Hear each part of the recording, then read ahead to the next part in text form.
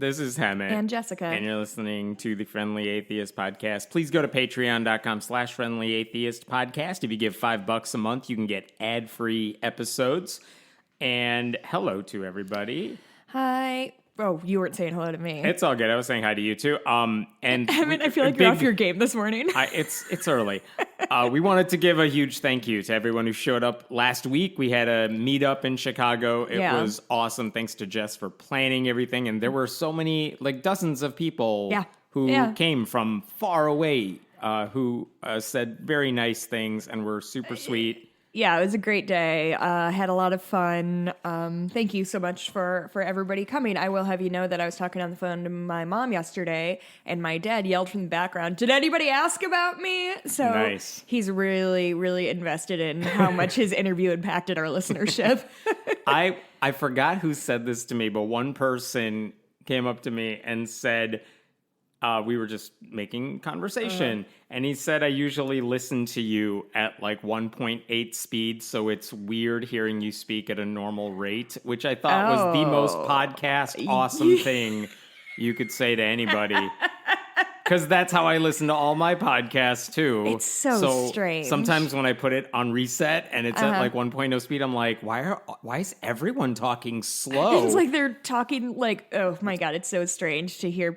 But the human conversation is so weird. Well, the alternate is one time Mikey and I were listening to How Did This Get Made? And somehow I nudged it to like 1.25, which is just close enough that it seems like it's the same, but something's not quite right.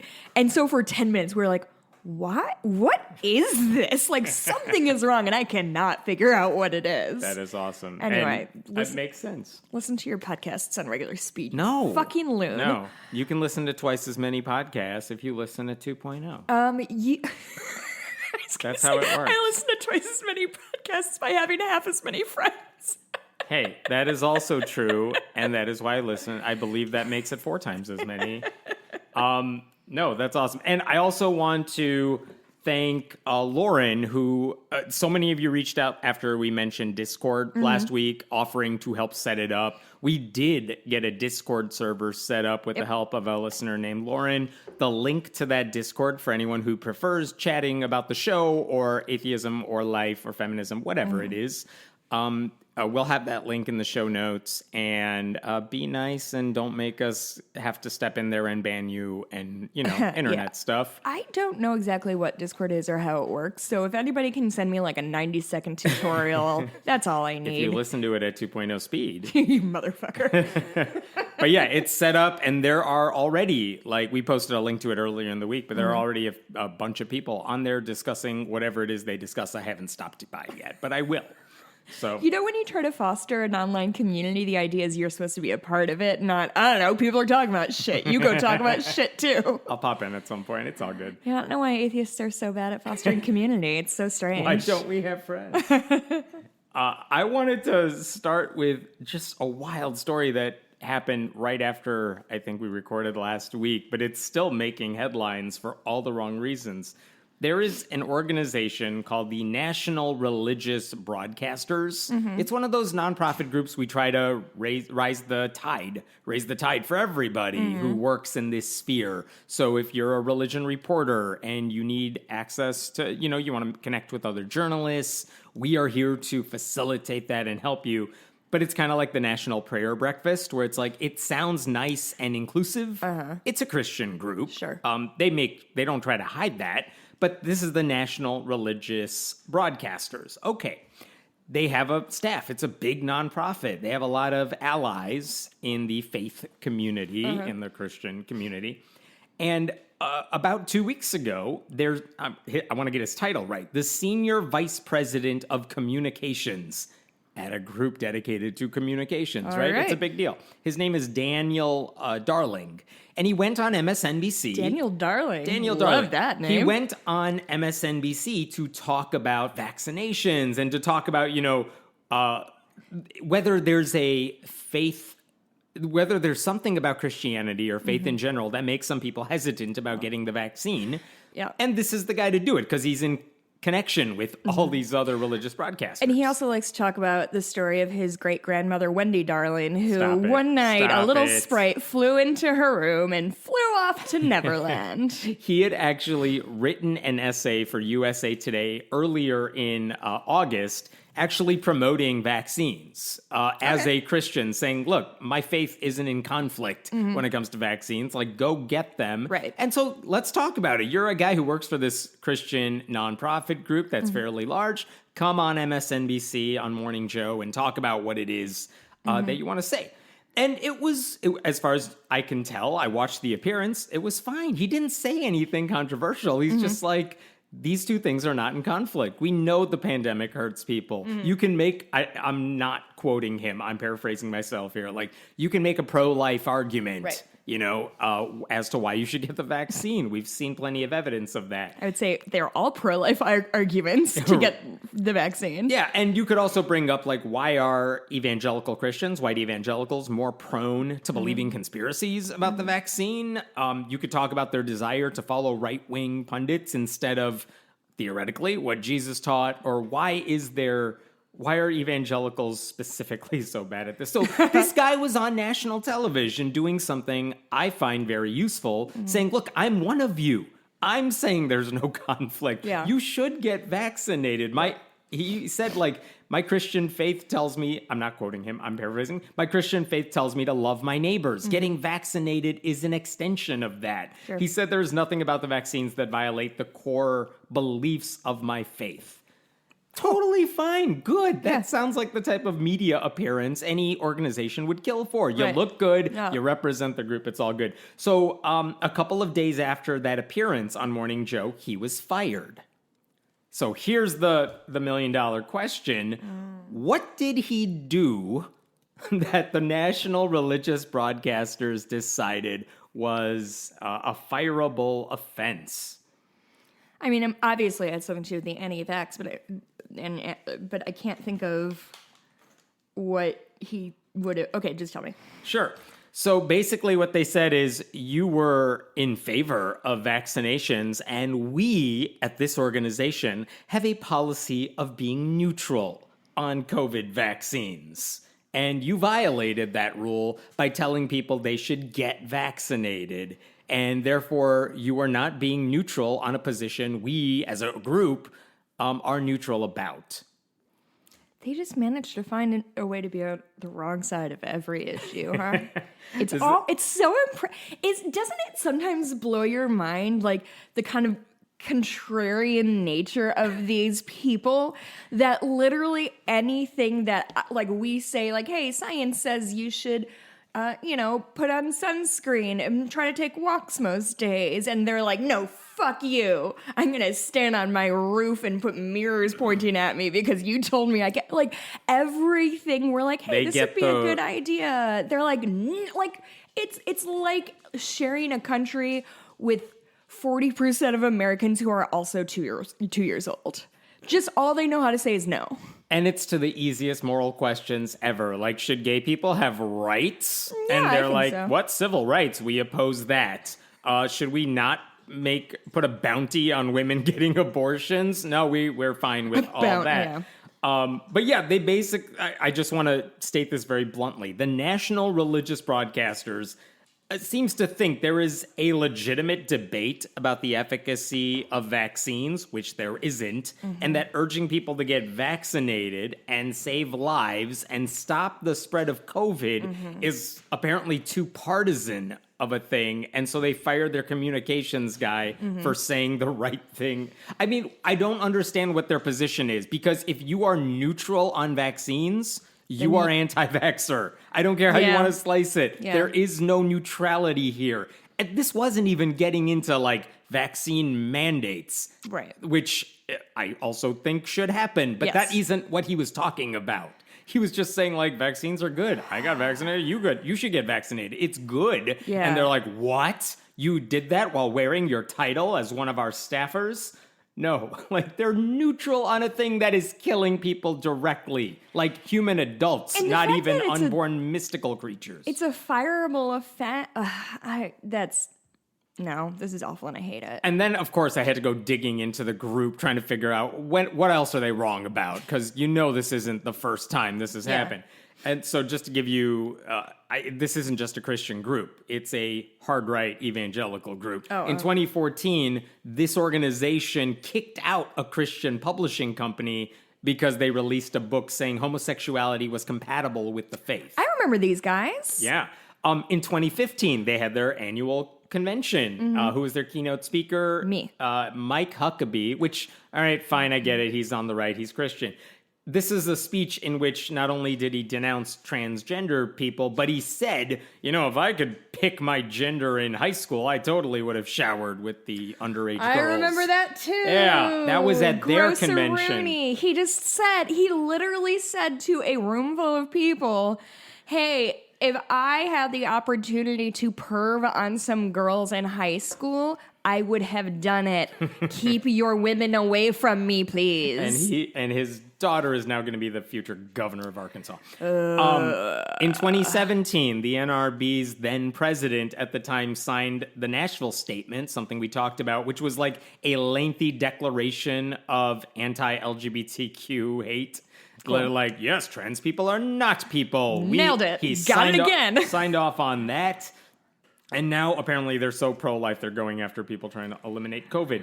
It gets even weirder because the organization said, we're not just going to fire you. That would be mean. Mm-hmm. We will give you the opportunity to recant. Take back what you said. Apparently, this is according to Religion News Service, Bob Smetana, excellent reporter. He said the organization told Darling his statements violated the organization's policy of remaining neutral about COVID vaccines. And he was given, according to a source, Darling was given two options: recant or sign a statement admitting he had been insubordinate. Can I pitch a... And he said no, Good. And then he was fired and given no severance. No severance? None. Because they're Christians, so they don't want to help you. Oh my God. I would just like to pitch a B-level thriller that's based around this. Because I really just want, what's the gentleman's name who Dan went on Darling. Dan Darling. Of course, how could I forget a name like Dan Darling? I would just want to imagine Dan Darling standing on a podium in front of a news corps and he's sweating, he has tears in his eyes, and he's like, I believe that vaccines require, and then he looks over to the side of the stage and there's an angry man. There's an angry man with a gun to his daughter's head, say you're neutral on vaccines or the girl gets it. And he's like, vaccines require more testing before I'm comfortable with them. And then runs off stage. You need to insert about 3 more Jesuses in that, and that would be stop giving the God's Not Dead people ideas for their next film. I was gonna say, hit me up, God Awful Movie Boys. We can make one ourselves. Oh my God. Here's another thing. The NRB has a code of ethics on their website. I love it's the NRB. It's not the NRA, it's the NRB. Nope, NRB. They're the slightly worse organization. They have a code of ethics, number 1 on the list. I will conduct my personal life, corporate ministry, and business affairs in a way that will not bring shame or reproach to the name of the Lord or the NRB and its members. Name of the Lord? Okay, fine. Rhetoric aside, they're basically saying, don't embarrass us when you're working for us. And here's a guy who made them look incredibly good. And they're like, no, it's sorry. So funny. We have a position of neutrality when it comes to making us look good, and you violated it, so we have to get rid of you. Genuinely, it's unbelievable how they can be wrong on every single topic, isn't it? Here's the thing. I think he issued a statement after getting fired, and I so want him to to be you. And he's not. He's just... His statement included the line it was an honor to work on behalf of our members who strive every day to deliver the gospel around the world. I'm like, come on, throw an F-bomb in there somewhere. More people are going to die because Christian groups like the NRB treat science like it's a partisan issue. No, I mean, that is the thing of yes, we both want this guy to be go out with metaphorical guns blazing and fuck you, nerds, see you in hell. But it's real, and a lot of that is just so we can be smugly satisfied by it. But also,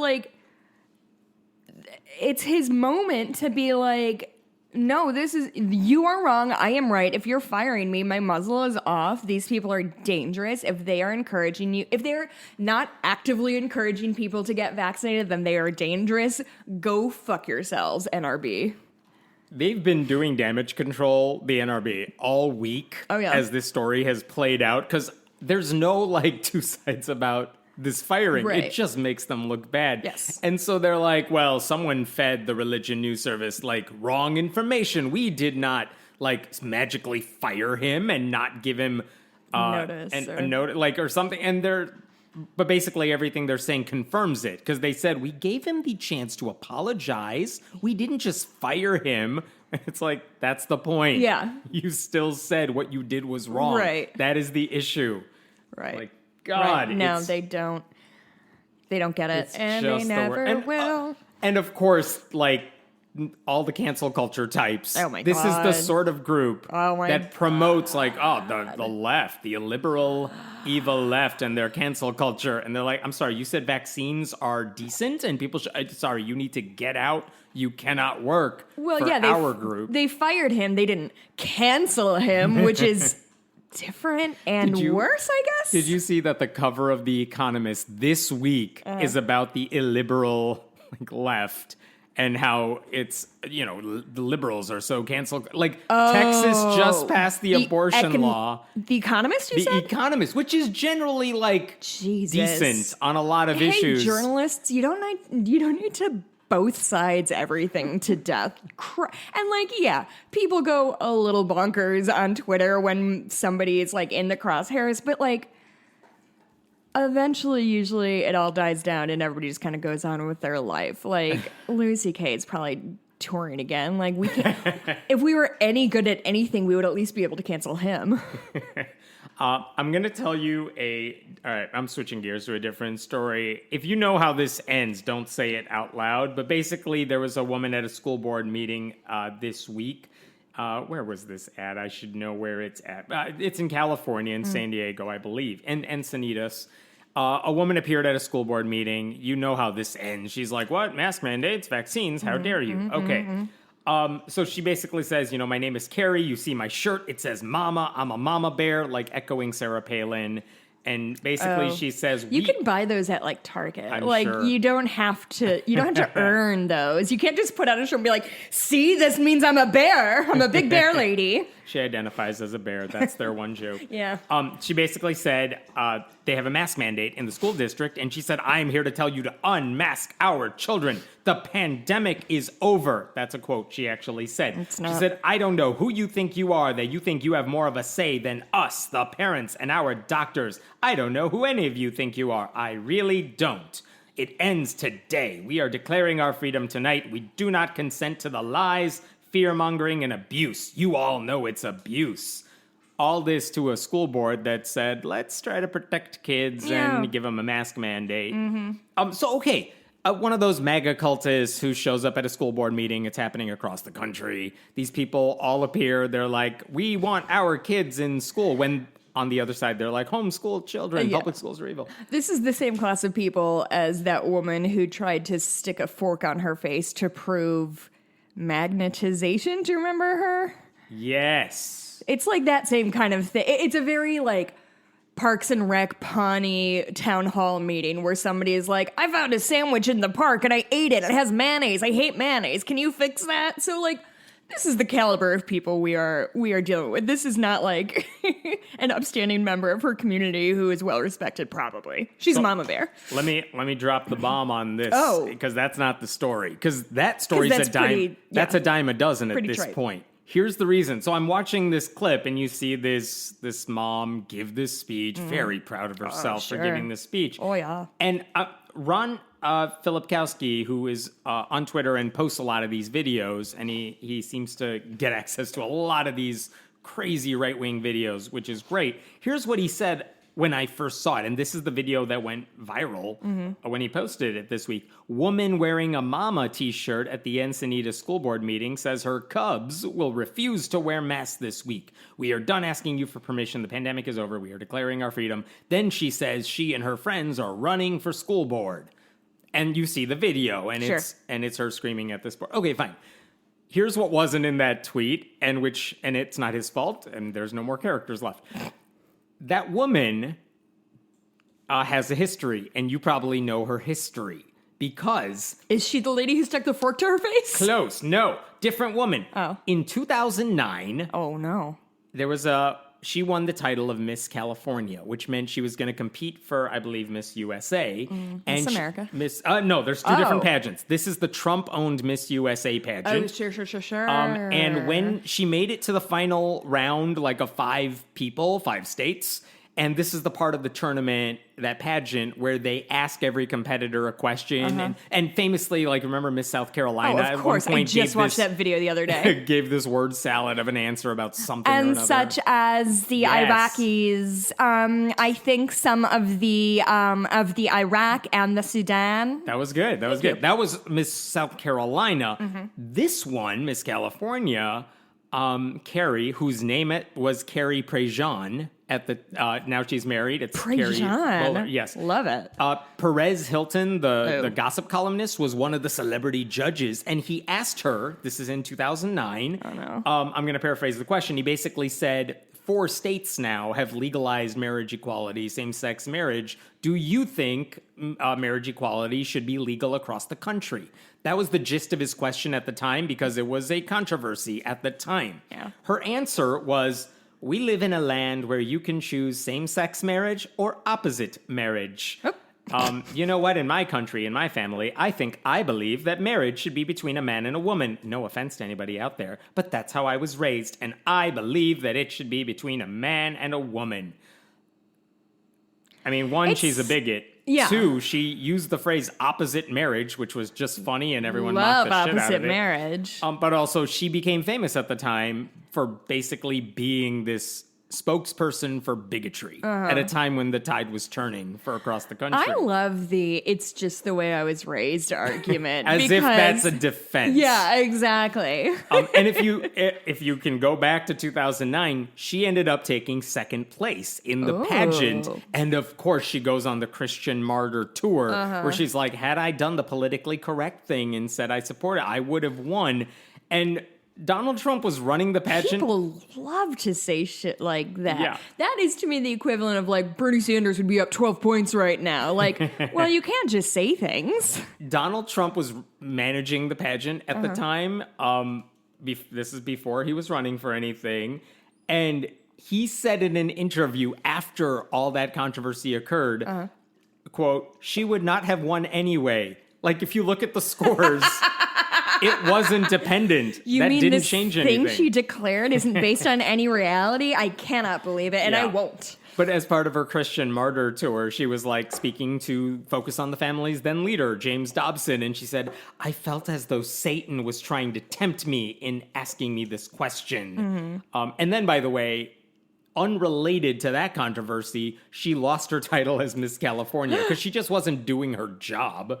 Had nothing to do with her opinions or beliefs. That's pretty funny. But apparently... wait, what specifically was she supposed to be doing? I don't know. She has 3 things she has to do, and she wasn't showing up to stuff. Wear the crown, what it was. Yeah. Smile, cut a big ribbon in front of a grocery store? Something like that, and she didn't do it. But anyway, here's the point I want to bring up. 1, it's kind of funny to see this name pop up after more than a decade. She went quiet, relatively speaking. She was becoming a mama bear. Yes, and now she shows up and she's doing this. And by the way, she's on the advisory board for a group called Women for Trump. Her Instagram page has a post calling for Biden's impeachment. She's one of them. Okay, fine. Wait. Look how surprised I am. Yes, you are not surprised at all. But I do want to raise this point, which is every so often these seemingly marginal characters get headlines, and it's like, why are you picking on... She's a beauty pageant contestant. Right. She's not a politician. No one's expecting her to, understand nuance of this, or, be... Understand public policy? And that's a fair point. It's not her job. It's not her job, so And that's why I don't listen to her for advice. So, why... I think this is a thing I hear all the time, when it's, I'm... on my blog or whatever, you're highlighting this pastor of a small church that very few people attend. Who cares what that person has to say? And the answer I try to give, and this is a clear example of it, is you don't know what's going to happen with these people in the future. And sometimes putting them on the record or making it known this is what they say or believe, it might be relevant down the line. I mean, there's an entire CNN like group of people, the K-File people, who are like, oh, this person's running for office. Let's go back and check every tweet and college article they wrote for the college newspaper, and every tweet and every podcast they've done. And it's like, this is a staffer at a department that you probably weren't paying any attention to, but it's part of a pattern. They hire all these horrible people whose names are not known to the public, but they have these histories. I'll give you one more example of it. In 2012, I'm doing this from memory. It's not in front of me. In 2012, there was a woman who basically said she's giving discounts or something if you bring a gun to the restaurant she owns. And it's one of those like that was, I think, 2012. It's like this is batshit crazy back then too, even if it seems normal. 2012 now. was Sandy Hook? I think this was around that time-ish.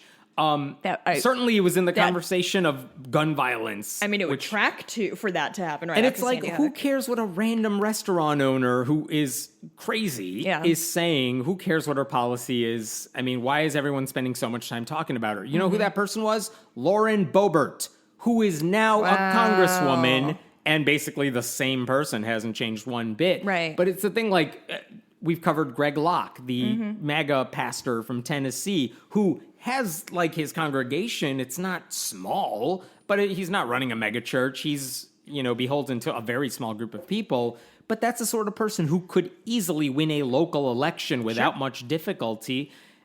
It's relevant to cover these people when they say and do dumb shit because they could come back and become bigger. Right. And do this for a living. And this is apparently what she's doing now. So anyway, that's a thing that actually happened. Yay. What a mess. All right, let's talk about Mississippi. Mississippi's governor is Tate Reeves. He was at a Republican fundraiser recently, and he raised his own hypothetical question while talking to the people there, saying, like, and then people answered it and was like, nailed it. Yes. Basically, his hypothetical question is, why is COVID such a problem in Mississippi? People want to know why that is. And, I mean, he's right that it's a problem. Is he actually asking, or is he, like, waiting for somebody to say, because nobody got vaccinated? Yeah, fewer than 50% of adults in Mississippi have gotten their first shot. Mask mandates are not really a thing in Mississippi. And his answer was, he basically said the fault is with conservative Christian. Oh, I'm sorry. He should have said, conservative Christians are rejecting the advice of scientists. Republicans like himself are pushing anti-vaxxer conspiracies. No, instead he chalked it up to the state's courage. Here's what he said. I'm often asked by some of my friends on the other side of the aisle. He doesn't have friends on the other side of the aisle. About COVID. And why does it seem like folks in Mississippi and maybe in the Mid-South are a little less scared, shall we say, of COVID? And here's his answer to his hypothetical question, which, by the way, no one has described those people as less scared. That's not the phrase we use for the unvaccinated people spreading COVID. A little less informed, Yeah, less alive. Boom, take it up, pick it up. Oh, God. It's a high five. God, you're across so the bad table. at high fives. Yes. Here's his answer to why they're, quote, less scared. When you believe in eternal life, oh, there it is. When you believe that living on this earth is but a blip on the screen, then you don't have to be scared of things. And then later in that same soundbite, he's like, I would urge you to get vaccinated, but it's your choice. That sort of thing. So he gave this mealy-mouthed answer. Did he say the word urge? I'm using the word urge. He did say you should get vaccinated or something to that extent, but he couched it in it's a choice. Well, no. He's not couching it in it's a choice. He's couching it as, hey, I'm not going to get the shot because I'm not afraid. And it seems like most people here aren't afraid. If you're afraid of a teeny tiny virus, yeah, you can. I mean, here's what he said. You can get the vaccine if you want. Here's the afterthought he made after that eternal life comment. God also tells us to take necessary precautions. But then, if you're a fucking scaredy cat. So yeah, like that's in the Bible. Reeves didn't issue a mask mandate for public schools this year. Like, that's what he's doing. He's literally stopping people from doing the basic thing. He said face masks have, quote, nothing to do with rational science. Like, this is this guy, and he says, well, back in the South here, we're not as scared because we know we're always going to be alive in some form. And apparently that gives Christians the right to kill other people because they're too dumb to get vaccinated because they believe in conspiracies, because guys like this who are in charge don't have the guts to say, yeah, do it. And I'm going to use whatever power I have to force you to do it. And if you have a medical issue, fine, I get that. But all the rest of you don't have a good excuse. And like, he can't necessarily force them to get vaccinated, but he can put obstacles in their path. You don't get to go to they're not going to the gym. You can't go to the movie theater if you're not vaccinated. You can't go to public spaces if you're not vaccinated. You have to show proof of vaccination to do X, Y, and Z. You as a governor could put obstacles in their path to make it really hard for them not to be vaccinated. And this guy couches it in religious language like that's a legit excuse. I don't know, man. I always knew religion would be the death of us all, but I didn't think it would be this quick. Yeah. Similar story from South Carolina. Here's the situation in Dorchester. There's a school board in Dorchester, South Carolina. They just had a huge COVID outbreak. South Carolina is a bad state on these issues, too, for obvious reasons. Guess who runs that state? So they don't have a mask mandate throughout the state, but the school district... and the school district, I should say, I don't know if they don't have the ability to institute their own mask mandate. Okay. But as it stands, masks are optional for students in this huge district.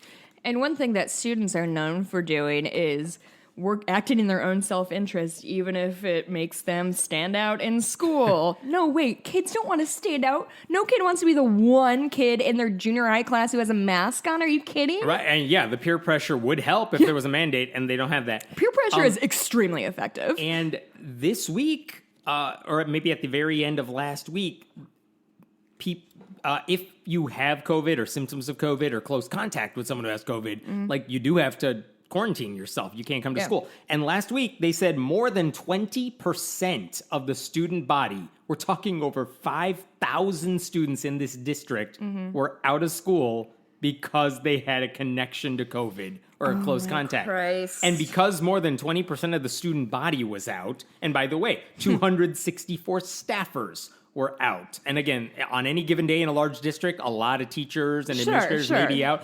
Seems like a lot. This was a lot. Not all of them had COVID. Many were out because a family member had COVID. It got to the... And by the way, nurses had to leave for COVID. So, like, you have a handful of nurses in these schools trying to deal with all this. What about the cops with the guns who are patrolling the schools? Are they shooting COVID? They're trying to shoot COVID. Oh, cool. So this district said, okay, here are our 3 options. And the options are all like, we could ask everyone in the district to basically do remote learning for like 4 days, or maybe 7 days, or maybe 10 days. Why don't they just do 2 weeks, call that the quarantine period, and then try again next time? Their options were literally, let's do remote learning for a short time or a less short time, which is still a short time. And what they voted on this week is let's take all classes virtual for 7 days starting next week. So that's what they're going to do. Okay. 7 school days, roughly 2 weeks of school, because Labor Day and stuff. 2 weeks, the kids are going to be out of class, at home, doing remote learning like they did last year. Cool. I just want to make this clear. The school board and the parents and the teachers, and especially the students, nobody wants to do remote learning. Like, it's miserable. It's miserable. Everyone, including students who may not typically like school. Yeah. School is a good thing. No one's denying that. No one's saying, all right, let's do remote learning. They're not saying that's the best possible thing to do. It's just the only option you kind of have on the table right now. Right.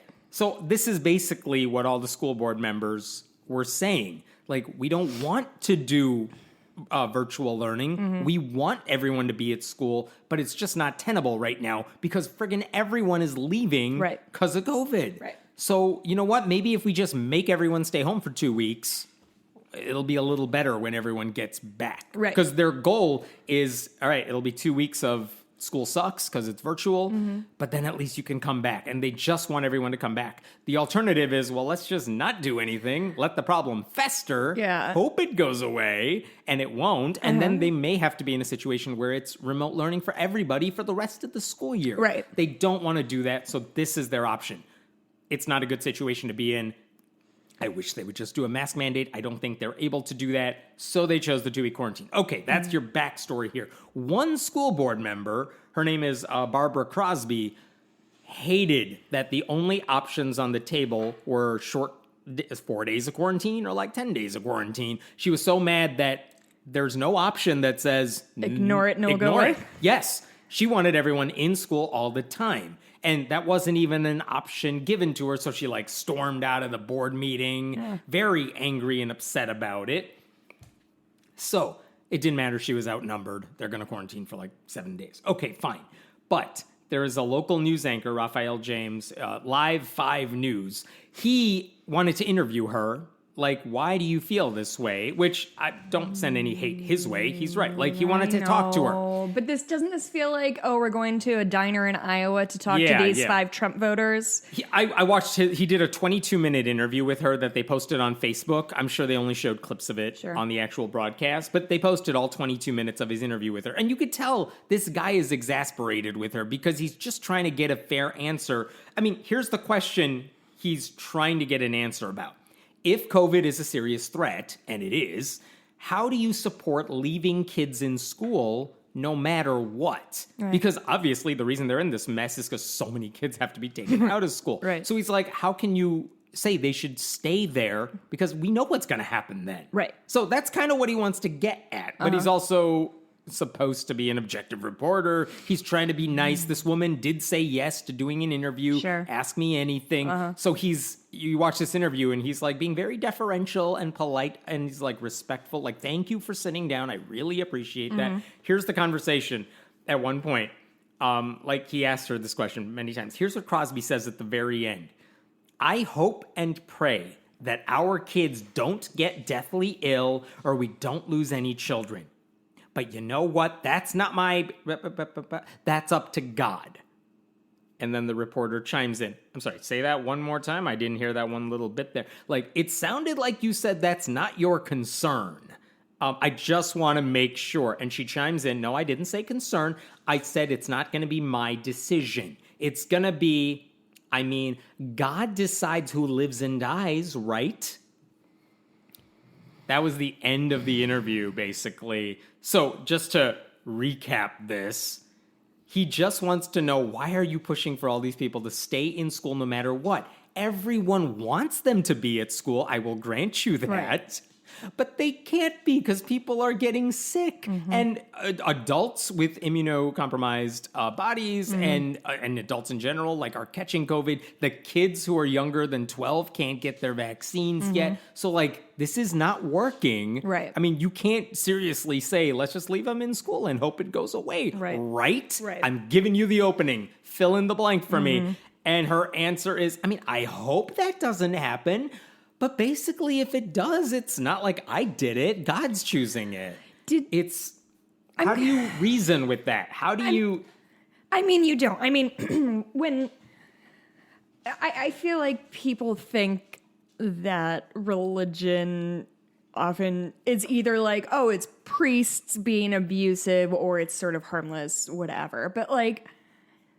Man, these people say the quiet part out loud all the time. She said... It's not her concern. Like she didn't say concern. I don't want to put that. I did see a headline on Reddit that said this school board member said it's not my concern. I'm like, that's not accurate. Regardless. Yes. To say, yeah, some kids are going. But here's the huge problem for me, because she's saying, yes, there is a chance children might die. Period. End of sentence. Yeah, there's no but there. The thing is, if she had even if she had said, because I have read many articles over the last 18 months of, hey, there's a lot of circumstances that the risk of children going to school is lower than the risk of having them be socially isolated. Like their emotional health is also important. Their mental health is also important. Yes. There's an argument to be made of our kids cannot emotionally and mentally handle spending another year learning from home with our parents, everybody making each other crazy. And as a parent and as a coach, I'm so thankful that we have that right now we are in school, and the worst of it is that, all right, everyone has to wear a mask. We're in Illinois. We're smart about it. That's the best we could do right now until vaccines are available to everybody. Right.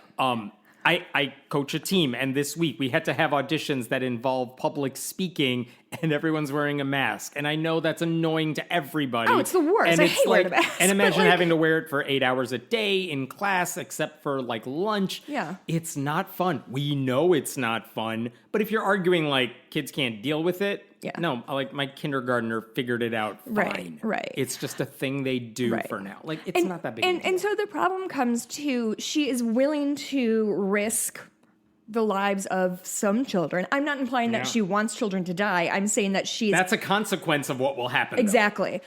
But she's not saying... Same with the Texas mandate. It's not that they want women to suffer, but that is what's going to happen. Yeah, so admit it. We'll get on that soon, I'm sure.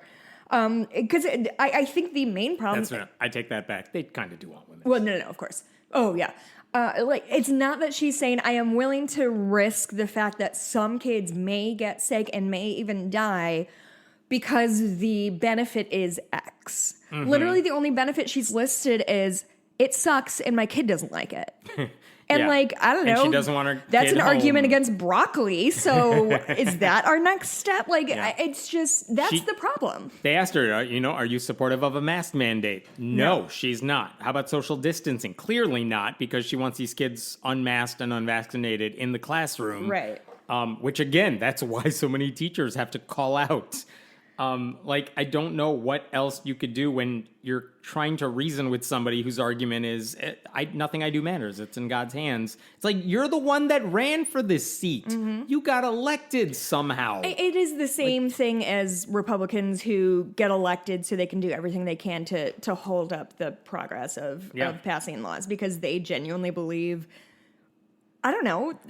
They believe any progress is necessarily bad, and it takes away their white picket fence that they've worked so hard for, I guess. I wish they would have asked this question. I know we've raised it before, but to Republicans like that, what does the body count have to be to change your mind? Because apparently, 635,000 dead Americans so far. And they're predicting... Hasn't done it.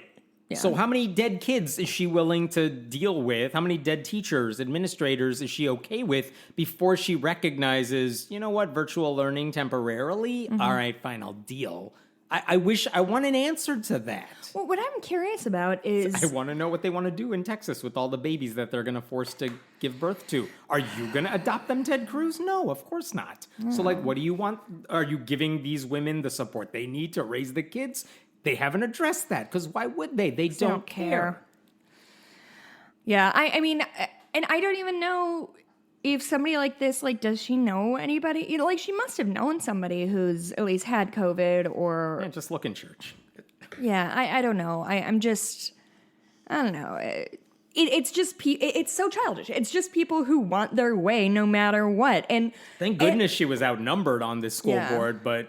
Well, and they turn into these weird mules of I decided this thing. Well, here's some reasons that might be wrong that aren't unreasonable and doesn't require a huge leap of faith. And they're like, no, but I already said the thing and I can't unsay it. That's just sort of how my life goes. And now here we are, and 635,000 people are dead, and everything's terrible. So... Happy Friday. Happy Friday. Here's a somewhat, less disastrous story. It just made me laugh more than anything. When Trump was in office, he had his, faith advisory board, which sounds, like we've said this before, it sounds like it covers everybody. No. It's really just white evangelicals and conservative black Christians. Yeah, the pictures where they're putting their hands on his shoulders and whatever. Risky. Okay, so... a new group was formed this week called the National Faith Advisory Board, which is basically a continuation of the Christians who supported Trump under the guise of, we represent all faiths, but they don't. Okay, fine. There's some conservative Jews on there and white evangelicals and some black preachers who support Trump. A lot of Muslims, a lot of Hindus. Yeah, it's not a hugely diverse group. Anyway, so strange. They started this National Faith Advisory Board because they say we're pushing back against the, quote, anti-faith agenda of the Biden administration. Biden administration? Yeah. About Jessica's administration, maybe. I don't think Joseph R. Biden the cares. Catholic, yeah. He's not anti-faith in any meaningful way. But anyway, like this group, the NFAB, to shorten it, like they have no actual power. I don't even know what they're going to be doing, but this is what they want to do. All right, fine, whatever, they can do it. They launched it this week on a phone call on which they invited Trump to speak to people. And he was a guest of theirs to announce the launch of their group. And so naturally, you know what he talked about. The election and how it was stolen from him. Okay, no surprise there. He's not talking about religion. He doesn't care. No. But they asked him a couple times. Like, I think he was introducing a Catholic speaker, one of the conservative Catholic speakers or something. And let me tell you what he said, which I found kind of funny. The gist of it is he said, here's a conservative Catholic who's about to speak to you for this group. And you know what? I'm shocked that Catholics didn't vote for me in huge numbers last year the way basically white evangelicals did. Here's the actual quote. I did a lot for the Catholics, and I don't know, I guess I'm a little bit surprised that we didn't do better with the Catholic vote. I think we got about 50% of the vote. Yet we did a lot for the Catholic vote, so we'll have to talk to them. We're going to have to meet with the Catholics. Any one of the topics that's so dear to your hearts, we did better than ever before in the history of our country, and hopefully they'll remember it. Okay, Trump stuff aside, his argument is we got about 50% of the Catholic vote. Why wasn't it higher? I was surprised by that. And here's the thing. He's right about that. Was it surprising? He did get about 50% of the Catholic vote. That's accurate. Is that in line with... That's in line with 2016. He got about 50% of the Catholic vote. Yeah, but that was before he did all of the things that the Catholics ever wanted them to do better than anyone in the history of the world. Yeah. So, and what he doesn't understand, which anyone who studied the topic would understand, is, yeah, Catholics are pretty divided politically. Like we will, and this is an important nuance to keep in mind, especially to atheists who want to just trash the Catholic Church for good reason. It's like, the Catholic Church hierarchy is anti-gay and anti-trans and all of that. Catholics, by and large, are pretty supportive. Right. Like, I think more than half of practicing Catholics say they support same-sex marriage and they're fine with transgender people and trans rights. Like, so just keep that in mind. But there is this division. There are a lot of liberal Catholics, but the hierarchy and the official position of the church is usually conservative. Trump doesn't understand the nuance. He just thinks, well, the Catholic Church, they should all be anti-abortion. So when I do anti-abortion stuff, they should all love me. When I say we should punish women, then that should be a dog whistle to Catholics. We love that kind of shit, the Catholics all will say. Like, Catholics are pretty split down the middle. Yeah. Like, it's not a huge cry from 50% when it comes to LGBTQ rights, abortion rights, political preference. So, like, yeah, of course they're split down the middle.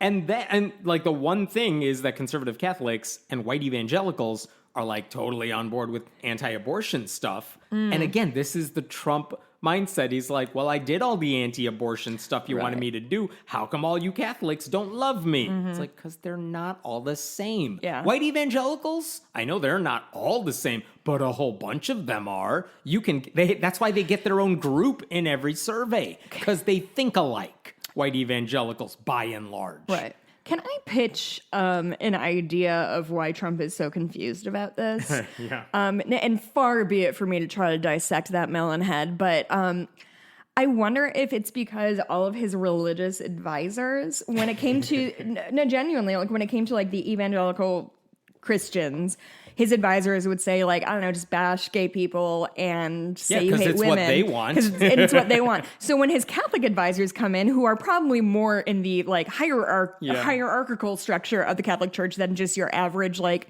church-going Joe, that Catholic guy comes in and is like, we also hate gay people and abortion. So, like, you're going to nail this. And so he says it out loud, but Catholicism is not as homogenous as evangelical white Christians Trump surrounding himself by yes men, and then he's like, let me look at the diversity of opinion. And it's a whole bunch of sycophants like, yeah, whatever you want, dude. But it worked for the evangelicals, and for the Catholics, he's like, whoa, wait, I did the same thing with evangelicals, and I got so many of them. We heard it this week when you have, like, conservative news outlets during the White House press briefing saying, like, why is Biden speaking out against the Texas anti-abortion law?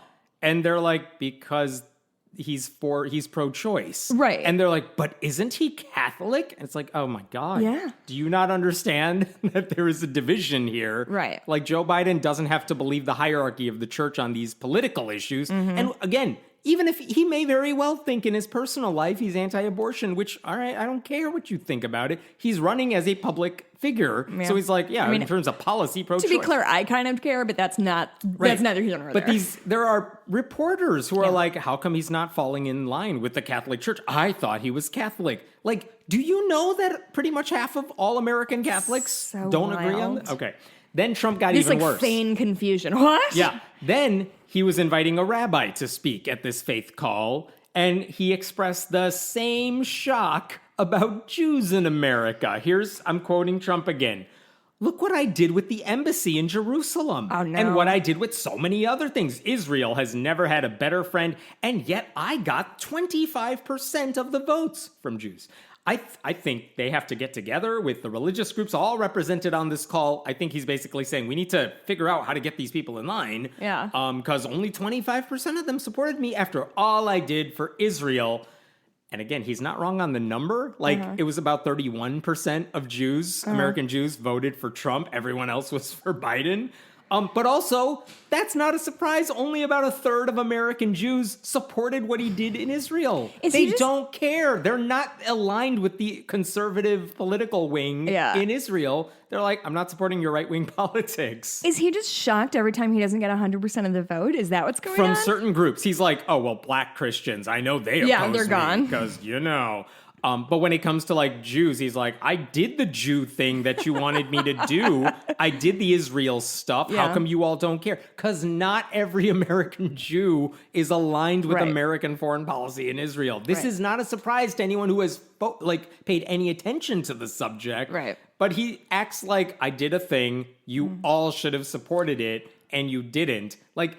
Well, because he's never dealt with disappointment. He's never said, I worked really hard to study for this test and still failed. That's not how his life worked. He did the thing, and it still didn't work, and that's not how life works. Yeah. There were two things I think I can take away from that. One is his lack of religious nuance probably hurt him, because he could have won over a lot of these religious groups. I mean, in everybody, if he wasn't incompetent and crazy. Well, he could have won over a lot of votes. Like, if he handled the pandemic mildly well, he probably would have crushed in the election. Totally. But he sucks at everything, and so he lost. But the other thing is, when you're listening to him talking about these groups, he knows what the numbers are. He knows almost exactly. It's probably the only thing he pays attention to. Yeah, like he knows polling. He's like, only a handful of these people voted for me. Only half of these people voted for me, and I lost. I mean, I don't know why they weren't for me. It's like, you know you lost, and you know exactly by how much you lost.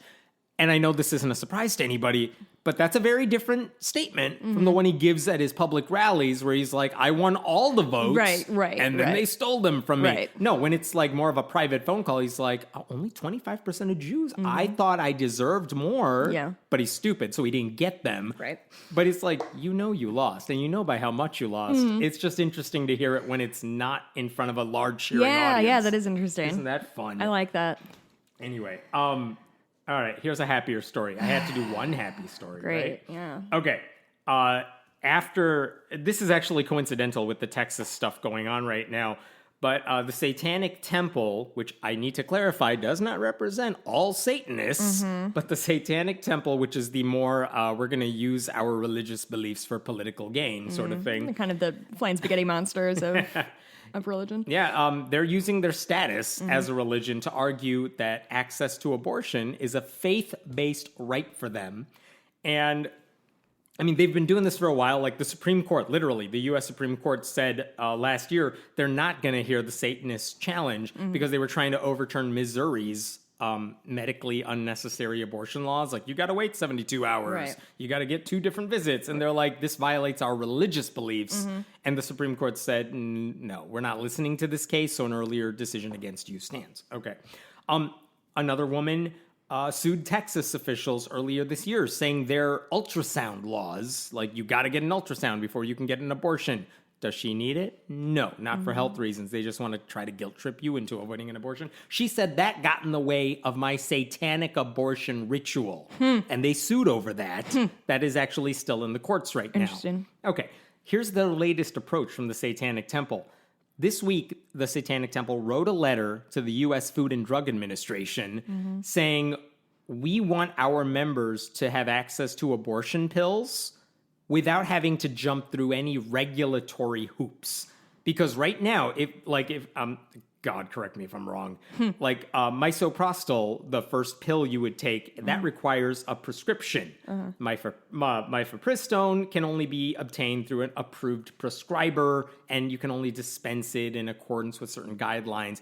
Basically, there are abortion pills, but you got to jump through some hoops. You can't get it over the counter. You can't get it easily, especially if there are obstacles in your way. Right. Their argument... In spite of the fact that it's largely an extraordinarily safe procedure. Yes. And other people have made the argument that it should be over-the-counter, easily accessible. Okay. The Satanists say, well, forget the we're waiting for more information sort of argument. They're saying, we want you to give us access to this stuff, unfettered access to the pills, because we have a religious need for it. And they actually make this case that right now, the Religious Freedom Restoration Act was passed a while ago to make sure Native Americans could get unfettered access to peyote for religious rituals. It's a drug, but you allow them to do it because they need it for their faith. No one's doubting their sincerity or anything like that, but you allowed them to circumvent the law that applies to everybody else because it was their religion. And they're saying, we're using the same argument. And here's their letter.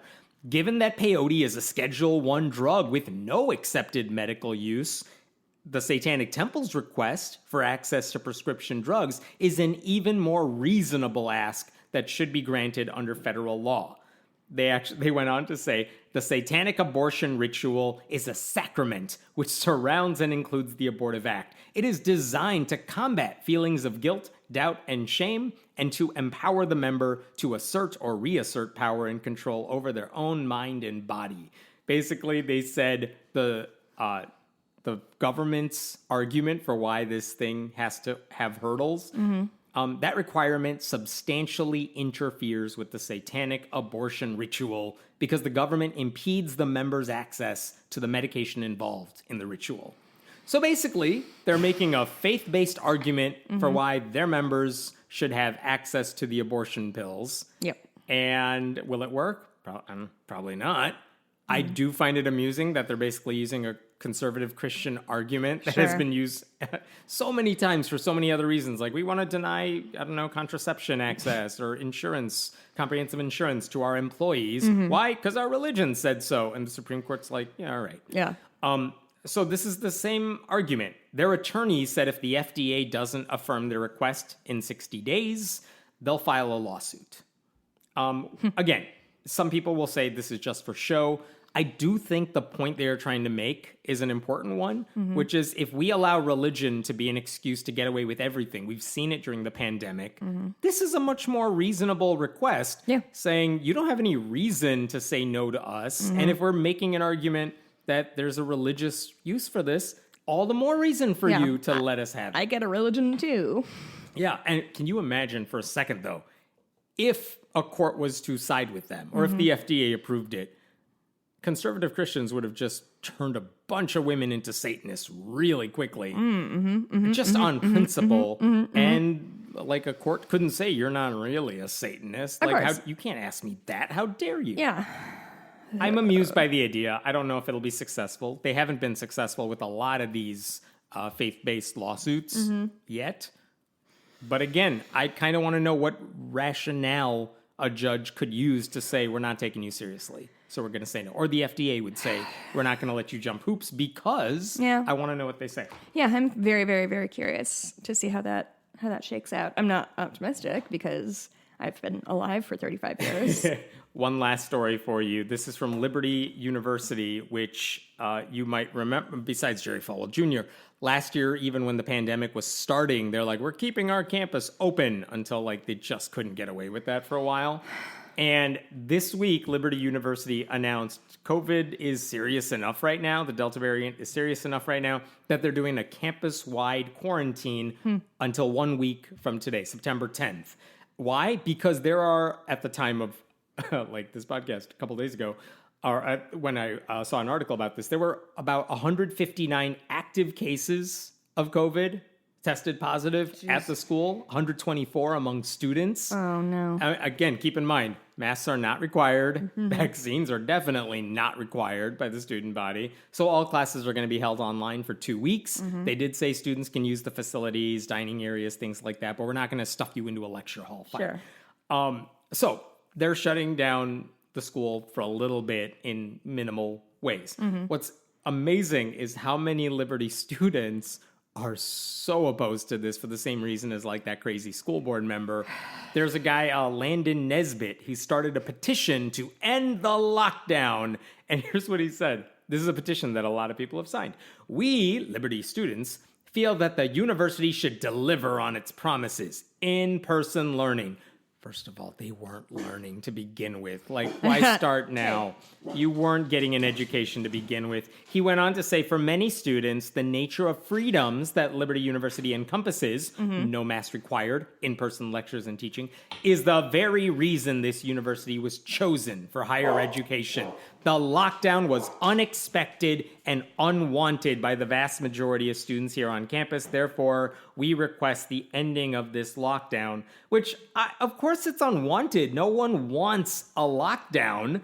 But he said to a reporter, this was a main reason that I came to Liberty, the fact that it was open and in-person learning and no masks were mandated and the vaccine wasn't required. They let me spread COVID all I want. That's why I came here. And now Liberty's like, we got to protect our own people, so stay home for a couple weeks. So the 18-year-old college freshman and the whatever 40-year-old and I assume mom secret doctor, or something. And the 40-year-old mom or whatever have the exact same argument, which is, I don't wanna, you can't make me, wah, wah, wah. Yeah, I'm a Christian, I'm a big, therefore dumb I baby. don't care who I hurt. I don't care who dies as a result of my negligence. I love Jesus. I have a That is their stupid argument. baby brain and my face looks like a butt and I'm a big dumb baby. Very specific there. It's just unbelievable. Like the height of Christian arrogance that students think attending an in-person class outweighs the health and safety of their peers and It's my professors. constitutional right to go to a probably unaccredited university. It's accredited, I'm sure. Like, whatever. Yeah, this is what the Founding Fathers had in mind, sir. Some students, I almost want to laugh at because they're right in what they're about to say, but also you go to Liberty, so how seriously can we take your judgment here? This is from an article. Senior Kendall Covington and Junior Nathan Grimes say it's a little too late for Liberty to do the lockdown. This is Covington. Yeah, he knows. Dottie knows. She knows. I'm upset. I mean, of course, I'm glad that steps are being taken to protect the students' welfare, but to be honest, this is a slapstick measure. This is a student saying that about the lockdown order. Like, you're putting a bandage on a bigger wound, right? Sorry, I was over-scolding my dog. Did you say, could you repeat? She said Liberty's lockdown measure is a slapstick measure. It's not enough. We could have taken precautions ahead of time. Did she mean slapdash? Probably, yes. Slapstick is like... comedy. Another kid, Nathan Grimes. If we had just taken some really simple steps, we could have avoided this whole issue. Yeah. Like, you're right. Yeah. You could have. Thank you, sir. But you went to Liberty. Where were you in March 2020? Yeah, like, Liberty's entire brand is we're not going to do the responsible thing. We're not going to educate you. We're not going to care about your safety. They hired Jerry Falwell for years. We want to turn out students that will go out into the world and make it a little bit worse. Yeah, I mean, it's just unbelievable. Here's another student that their name was not given in an article, I think. You can be safe and not be in quarantine. I'm not paying thousands of dollars to be quarantined in my dorm with takeout meals and online classes. I mean, it does sound miserable. The whole school shouldn't have to be shut down if the majority is not sick. Makes no sense. I don't understand how exponential growth works because they don't teach math in this university. They don't teach science either. Yeah, like, what do you think's going to happen if you stay in school without vaccines, without lockdown, without a mask mandate? Like, what do you think is going to happen? And they didn't ask this kid the follow-up question, which I so want to hear. Like, oh my God. Cool. So, but even Liberty is saying, you know what, this is bad. We're gonna quarantine. Which again, make fun of Liberty all you want. We're And I fully will. supportive. Yeah.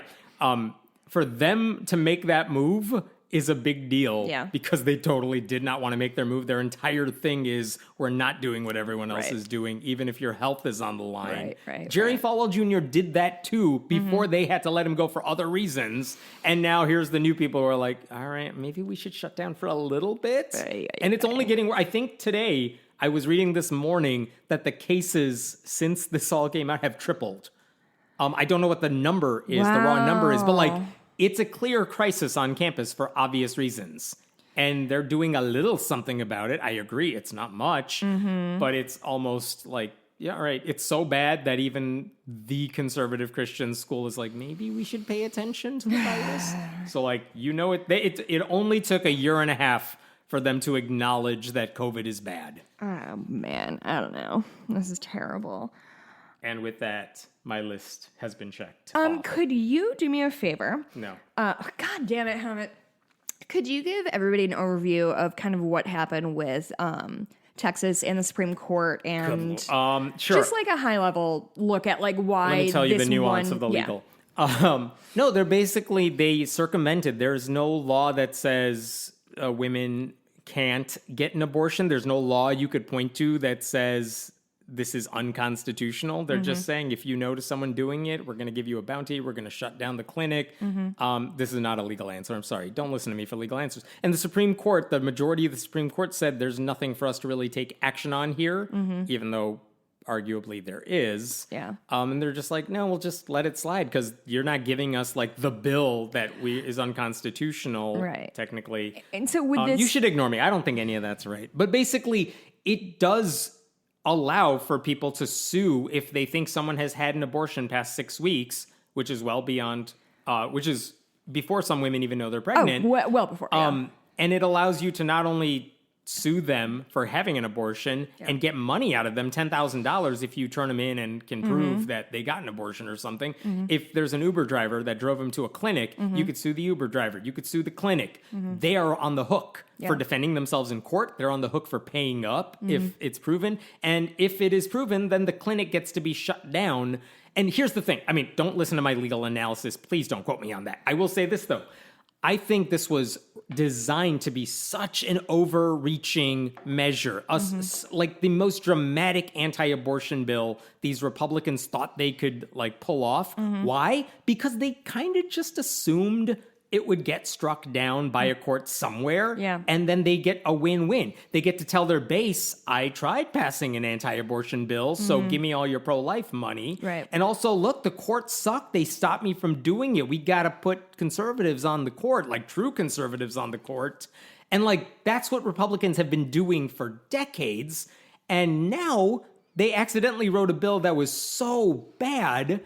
I mean, I think this is worth noting. The two Texas senators, both Republican, Ted Cruz, Cornyn, the governor, Greg Abbott, like a lot of very famous Republican Texas politicians have not said much about this Supreme Court decision. You would think Ted Cruz would be like doing jumping jacks, flipping over, saying like, yeah, we did it. We stopped Roe v. Wade. We overturned it. Nope, he's not doing it. Because I think even a lot of Republicans are like, oh no, they allowed the shitty bill to go too far, that we purposely meant to go too far. They allowed that one to stand, and like even we know it's indefensible.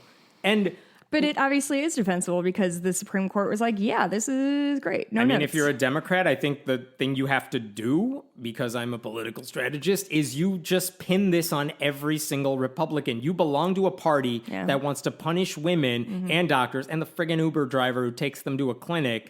And it's a bounty out.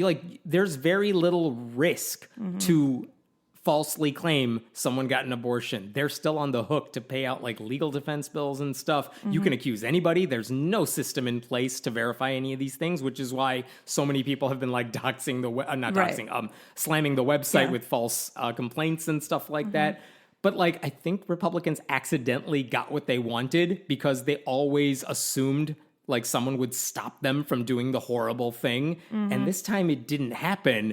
And like they can't defend it. They can always defend like anti-abortion stuff, but it's really hard to defend something that so purposely hurts the wrong people. They're not going after doctors. They're going after the women and the people helping them, including Christians who might want to take them to another state or something like that. Like, it's such a bad bill. And here's another thing to point out. Republicans for many decades have used these type of things. Like, are they really anti-gay marriage? No, not all of them. But they will totally say they oppose it because it's good for their base. Right. It's good for their political futures. And like, so it's a thing they already lost. So there's no, like, they don't have any skin in the game because that bill is never going to come up again. So when the Supreme Court says marriage equality is legal across the country. I hate gays, but there's nothing I can do. It was the court. Yeah, I have no control now. The Supreme Court said so. We need to get more conservatives on the court. Like, that's their game. It's how they do it every time. And now they actually got what it's like the dog that chases the car. It got the car. Right, exactly. Now what is it going to do? Did I say that out loud already? You may have. I'm sorry. I was thinking it. But I just felt like, okay. What do you do with it? Like, they've always used the possibility of overturning Roe v. Wade to build their base and get money and do it. Well, now they've basically done it, and it's going to be bad. And I would like to think the backlash is going to be so severe that they're going to regret that. I don't know that that's going to happen. I don't know either. My question is, I don't know. But this is not the thing that happened that literally this isn't the thing that triggers a bunch of anti-choice laws in other states. It's totally going to, because the Supreme Court's saying we can't take action on this type of thing that they did in Texas. So already South Dakota and Florida and I think at least one other state are like, we're going to get on that. We're just going to carbon copy the Texas law and do it here. But it's not, because my understanding was like, basically if Roe v. Wade, quote unquote, fell. Right. And you snap your fingers and immediately all of these laws go into effect in other states. Well, if they overturn Roe v. Wade at the Supreme Court level, then you could pass anti-abortion legislation. In Illinois, for example, we have it. We could have it's protected. Yeah. So it would just revert to you better live in a blue state. Right. That's what was going to happen if Roe v. Wade literally was overturned. It just goes to the states. But what's going to happen right now is, well, if we know the Supreme Court doesn't care about this type of thing, at least 5 of them, then we're just going to carbon copy and do it everywhere we can. Yeah. And it's going to, again... And it's going to keep going. I would like to think this is going to turn some of those suburban white women who typically vote for Republicans, or at least a slight majority of them do, you would hope some of these people are like the moderates, are like, maybe this is too far and I can't support this. But it only works if Democrats pin this on everybody and make them defend it and say, if you don't want this shit to happen, stop voting for the entire damn party. Democrats are very bad at doing that. Yes. Listen, I've had a really rough couple weeks anyway, and so I've not been sort of like following this closely because my little heart can't take it no more. But I am thinking a lot about conversations I had with people at the beginning of the Trump presidency or during the elections that told me to my face that I was being ridiculous and that Roe was safe and that nobody cared. Because a lot of people who don't listen to this podcast or read things that like reporters like you do, they don't realize that there's constantly anti-choice shit going through legislatures all over the country. And so, like, I guess to the many people who told me that I was being hysterical or whatever, like, go fuck yourself. This is like, we saw this coming. I remember fucking walking into your old condo and watching, and it was the interview when Trump did I think there should be some punishment for the women. On the campaign trail. Yeah. I remember watching that in your living room, standing there like, well, fuck. This is not... He said the quiet part out loud. He said the quiet part out loud. And yeah, I wish I understood. I wish I understood why people were so vehemently anti-choice. Just because every piece of data we have shows that important and it's a part of women's health care, and it's not like we have the infrastructure to take care of the people we have in this country. Yeah. So maybe we should make it easier not to bring new people in this country. Also, like, a lot of pastors are going to start, I mean, they're going to defend this in church. I hope it drives people out. Again, this is an indefensible law that, again, a lot of Republicans are not cheering about publicly. They're not like saying it's bad. They know that's a wrong thing to say, but they're not celebrating it. They're just trying to keep it on the down low. yeah. And like, yep, that's the thing that happened. Oh, let's trash Biden on Afghanistan or something. It's, and I hope the backlash is severe, but also I wish that didn't have to happen because it means a lot of people are going to suffer. yes, that's the thing, is even if that's the other thing is, well, maybe it'll be like this, but eventually it'll be fine. But like, yeah, I'll probably eventually be fine. And you, this adult who, you know, is rich, you're going to be fine. But that doesn't mean everybody's going to be fine. Yeah. As many people have pointed out, this didn't stop abortion. This wealthy women will be allowed to get abortions. That's predominantly white women will be able to get the abortions they want. Preachers' kids will be able to get their abortions. It's people who don't have the ability or the money or the access to go somewhere else and take time off of work to go do it. Those are the people who are going to get hurt the most. And of course, Republicans and Christians and whoever else who wants to try to get a bounty. Like, this could be, I think someone said, like, it just created a new category of career. You could just make money by turning people in. Yeah. Yeah. You know, those like right-wing quote unquote investigation groups are just going to be on top of that. Oh my God, they're going to be coming themselves to try to hunt down women who've had abortions. This is, honestly, I think this is like the ultimate end, is they want to do like a Hunger Games style life because men think they aren't fully realized unless they've murdered somebody, I guess. I don't know. I wonder, I thought a lot like, oh, am I going to give a rant about all the things? But I'm not, like, I'm so angry, but I'm so sad. Like, I'm like sad down to my heart, you know? Things suck. Now, again, there are ways out. It requires more pressure on the right people, the Senate, things like that. Like, the answer is always, it's not elect Democrats, it's elect the right type of Democrat and elect the right type of people. But sometimes it takes these sorts of catalysts. Like, the Republican Party, by and large, does not spend a lot of time trashing gay people. Trans people, totally. Totally. Gay people, not so much, because even they know their base isn't really with them on this. And sometimes it takes something that obvious to happen to kind of turn the tide, and people are like, I can't be part of a party that supports this obvious bigotry and this hate and this cruelty. I was hoping Trump would do that, and maybe, I mean, it turned off some people from the party as a whole. Yeah. You would hope this sort of bill wakes some people up in realizing, yeah, all the stuff we warned you would happen, it's happening. Like, what else do you need to see before you realize Republicans are not on your side on this? Conservative Christians do not care for you as a person. They are not going to help you in this situation. All the people who are like, I'm pro-life, right? They are not going to care about the health of the baby they're forcing you to give birth to. Right. If this sort of thing doesn't do it, what do you want? Yeah.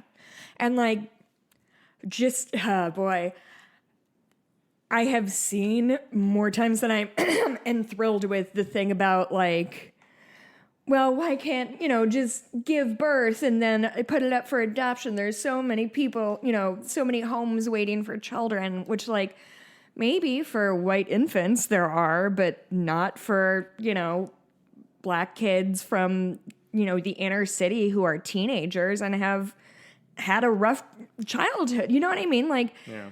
And also, the other thing I've seen is like, oh, so many people are trying to get pregnant and can't, and blah, blah, blah. And like, and you're just giving yours up. Like, as somebody who's been trying to get pregnant for 2 years, like, go fuck yourself. Like, trying to get pregnant and become pregnant is like such a deeply personal decision to be made. So like, if you see anybody dragging that kind of thing in there, just go ahead and tag me and I will lose my fucking mind on them.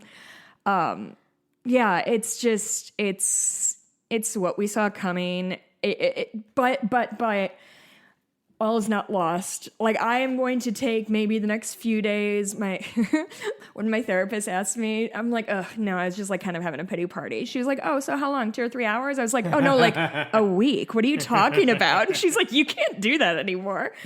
So I'm going to take, Sarah, if you're listening, a few hours today to be sad about this. And then, I don't know, I have an idea for a cross stitch that I'll probably start selling and donating money to women's health organizations down there. I think we can all try to organize a little bit and make sure, women aren't killed because they don't want to have a human baby grow in them, which is horrifying to think about, frankly. Anyway, this is terrible. This week is awful. Everything's the worst. Happy weekend. We'll see you next week. Yes. Bye. Wait, we didn't say anything else. That's fine. You know where to find us. We'll see you next week.